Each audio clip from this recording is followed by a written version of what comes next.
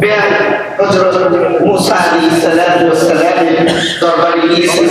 মুসা আলাইহিস সালাম বলছে, ইয়া মুসা, তুমি কি আমার অভিযোগ আল্লাহ সুবহানাহু ওয়া তাআলার দরবারে পেশ করেছো? মুসা আলাইহিস সালাম বলছে, হ্যাঁ, তোমার অভিযোগ আমি পেশ করেছি আল্লাহ তাআলার দরবারে, কিন্তু আল্লাহ তাআলা বলছে যে দৃষ্টি দিব কিন্তু 10 বছর পর।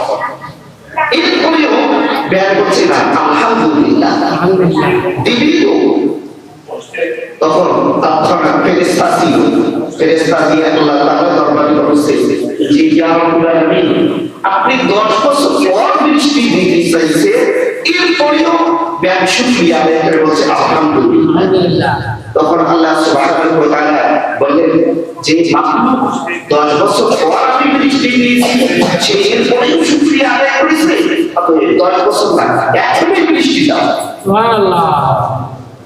তাহলে আমার আপনার যত দুঃখ বেদনা, যত প্রকার বিপদ মুসিবত থাক না কেন, সর্বক্ষণই আমরা যখন শুকরিয়া আদায় করব, সেই বিপদ থেকে আল্লাহ তাআলা মুক্তি দান করেন। সুবহানাল্লাহ।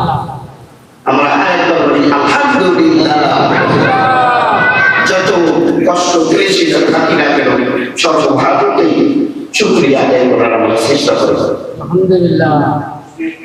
সম্মানিত মুসলিয়ান কিরাম, যে রাসূলের শান পবিত্র কোরআন নাযিল হলো এই রমজান মাসে, সেই রাসূলের মহব্বতে রাসূলের শান আমরা সকলেই নবীন করে স্মরণ করি সাল্লাল্লাহু আলাইহি ওয়াসাল্লাম। সম্মানিত মুসলিয়ান কিরাম, আমি সংক্ষিপ্ত পরিসরে আর দুই একটি কথা বলে আমরা সকলেই দোয়া করব।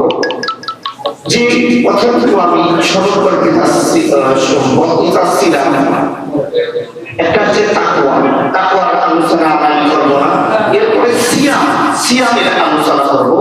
সিয়াম, আল্লাহ রাসূল বলেছেন যে রোজা এমন একটি আমার আপনার জন্য হবে যে জাহান্নাম থেকে পরিত্রাণ করবে। যেমন